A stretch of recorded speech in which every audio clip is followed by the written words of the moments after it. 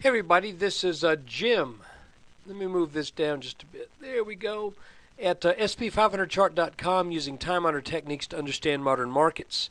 Featuring some daily technical analysis videos of the S&P 500 index. I want to remind you that this video and the website are for educational purposes only. Nothing stated at the site or in this video is intended to be used as investment advice. I can draw lines on charts, but you have to draw your own conclusions from your own research and make investment decisions that are suitable for your personal financial situation. I'm not a licensed financial professional. I'm just a guy who draws lines on charts. So let's look at the S&P to start with. Here we are looking at a daily chart.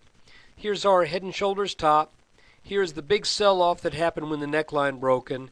And now here's all the nuttiness that's been going on for the past 2.5 months, almost 2.5 months.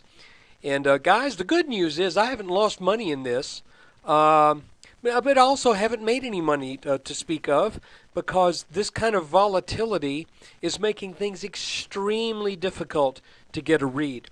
I don't know if you follow other websites or other people who do kind of what I do, but it's like you'll look at one and that evening he'll say, hey, market's going down tomorrow. Then by 10:30 or 11 o'clock, you go to the same website, and all that's been changed. The markets are going up today. Well, you know, I don't do the kind of live changes during the middle of the day. I do my video, and that's it.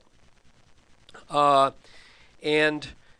kind of puts me at a disadvantage, because I'm not going to change my video. I'm not going to come along and say, whoa, no. What I meant was, when I said it was going up, it was going down. Yesterday, I frankly punted. I said, I don't know. I don't know if this is going up or if it's going down. You could see signs that it was going down, but you know, where it ended the day, you could also see signs that it was going up. Extremely difficult. So for that reason, rather than risking capital in all of this kind of volatility, at least as it's been here for the past week and a half or so, I personally am preferring to wait to see if something presents itself that is a more tradable event. And we may be coming upon something like that. The first thing I'm going to show you is, I'm looking at this level right here, this purple line, and I'm wondering if this purple line that we are now dealing with will end up something like this one. And I think that's a fair thing to bring out, because people were very bearish back here. But once this line over this top and this high that had formed just prior to the low, see what I'm saying? This was not the high. This was higher right here, but just like this would be right here. But what I'm saying is, before we got to that second big plunge down, I drew this trend line. And once we got over this and then pulled back to here, that was a buy signal. Right up around here would be a sell signal. So I'm kind of looking at this pattern that we are right now, and though it is much more volatile and it's got lots more twists and turns, I'm wondering if this is going to be analogous to this. That will be interesting to see. If it is, then we should not get above 1230 before the market heads back down. And if this pattern breaks, that would make this an inverse head and shoulders that actually has a target that would take us over this neckline to over 1400. Now, you might say to yourself, wait a minute, Jim, I thought you were bearish. Well, you know, you got to remain open-minded. I was very bearish until until this line right here was broken. And when that line got taken out, I had to look back to this right here and say, are we doing the same thing? Or are we not? So here, look, let me just throw this out as something for you to think about over the weekend. And that is, if the the S&P gets up to this purple line and then sells back down and touches this orange line, I think that's a clear buy signal. That maybe this is setting up to be an inverted head and shoulders, and we would expect at least another trip up to that 1230 area. Okay? That would be the strongest case for bullishness. Okay? Would be we make it up another 6, 7, 8 points, then we start to sell back down, tag this line, then head back up. What would be, I think, in the long term, the most bearish outcome would be this rally just keeps on trucking. And it hits this neckline somewhere around 1265, very low 1270s. If this just keeps on booking on up to there, then I'm thinking you've got to short there. That's just my feeling. You got to short there. You don't give it an absolute free rein to just get completely out of control in case this market just keeps plowing ahead. But certainly we are due for some leg back down. If it happens here, then I think we hit this and we come back up. If it happens here, then I think it sends us back down for a new low. So long-term bullishness would require some short-term bearishness. Long-term bearishness, at least as I see it, would be looking for some short-term bullishness. All to say is I don't know. I don't know which of those is going to happen. Either one could. I do believe this line should get back tested. I believe this line is significant. And just to let you know all cases, I guess it's possible that we come up to this, and that's our real trend line heading back down. But if that's the case, we would not get a bounce here, and we would just plow on through it, and we would end up probably setting a new low in the the mid thousands. But look, yesterday I said I didn't know what was going to happen, and quite frankly, I'm glad I said that because I was being honest. And I didn't know what was going to happen.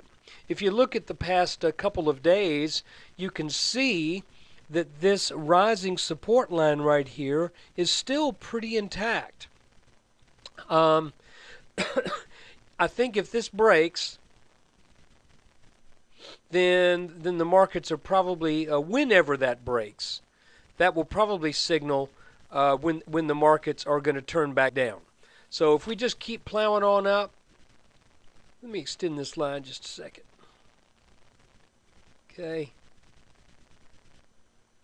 Let me show you what that's from.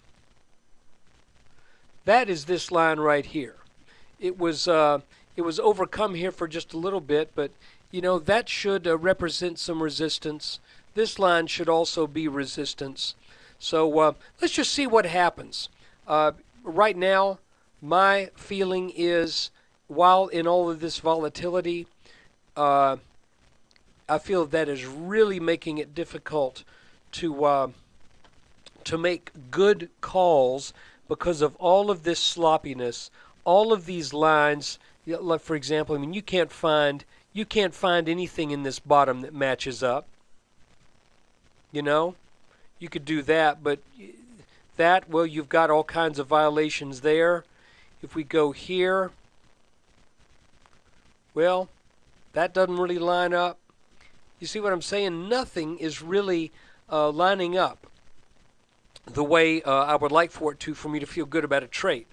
So what I'm looking for again is if we bounce down and we break that little blue line that I showed you right here, come to daddy.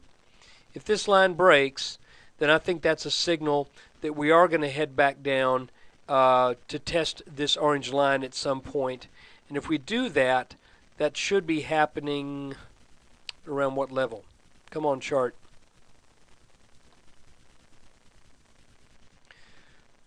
We'd probably end up back down in the 1140s, 1150 area again. I don't think that this would be quite as volatile as it was over here on this side. If we look back over at the inverse and head and shoulders right here, you could see a lot of volatility here within that left shoulder. But once we bounced here, it just kind of smoothed out and started heading back up. So all that to say, all we can do at this point is keep an eye on it, see what develops. Right now, I don't feel that comfortable about anything right now other than waiting for a potential opportunity to short on turning back at about 12:30, and an even better opportunity to short if this market plows ahead and gets on up to 1270. I think that would be a no-brainer short. This one right here might have a little bit more risk in it. But let's just keep an eye on it, see what happens. And I want to take a look at a couple more charts real quick, since this is kind of the weekend update. And by the way, looking at what calls we made over the week that worked, the things that worked pretty well were the recognition of this little inverted head and shoulders pattern that called for a top. For a leg up out of that, and then once this little pennant, rising pennant broke down, again, that was a call that we made here. That called for a leg down. The inverse head and shoulders pattern right here was delayed because it happened right at the beginning of the day, and we did take a look at it after the close on the 13th, but it really did not necessarily portend this kind of strong upwards movement today. So what I'm looking for, check this line. If that line breaks and then back tests, I think that's a pretty smart short. Again, stops. Don't let it get away from you. If this line continues to hold and we keep trading up to 1270, short. Again, don't let it get away from you. If we get to this area right here and it breaks down, I think that's a good short, but looking for something in the mid 1100s as an objective. If we get up here, I think the downside objective could be significantly. If we get up here before it turns back down, I think the downside objective could be significantly more, because it would just be that much more, shall we say, inventory in the hands of prospective sellers. So now let's look at another chart or two. Okay, pretty much the same thing here with the Dow Jones Industrials. Looking at an upsloping neckline from this head and shoulders top. So that means if this runs straight on up and tags this around 12,250, I think that's a no-brainer short. But if it hits here and turns back, then I think that's also a good short, but with less evil intent than if it were to head up here. Do you follow that? If we get up here, then I'm thinking the Dow probably sells off another 1,000 points, works its way back up, and potentially gets over this neckline and heads on up to possibly even challenge the highs of the year.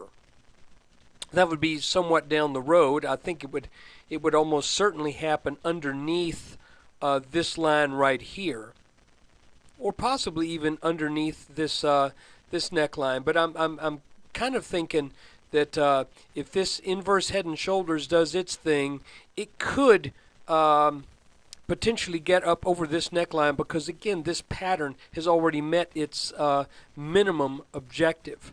And now let's look at the Nasdaq, because this is what really starts to throw a loop into things. And here we're looking at the Nasdaq, and where we kind of get the loop thrown at us, or the monkey wrench, is the fact that the Nasdaq's already gotten over that neckline. However, there is a rising line of resistance that I think will be hit pretty soon. The question is, will that line take the Nasdaq back down underneath this neckline, or will the Nasdaq just keep booking on up? Folks, we just have to look at it day by day, and I think for right now, I prefer to trade the S&P. because it seems to be a little bit, despite the volatility in all of the markets, the S&P seems to be a little bit more orderly than the Nasdaq at this point. Not quite as much volatility, and so that's kind of what I'm doing for right now. Look, I appreciate you watching this video.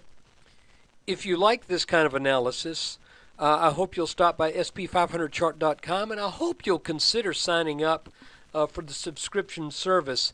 The subscription makes it to where you get Mondays, Tuesdays, Wednesdays, and Thursdays videos within a few hours of the close. Well, let's say typically within a few hours of the close. Sometimes it takes me a while to produce the video to get to the computer and do that, particularly when I travel.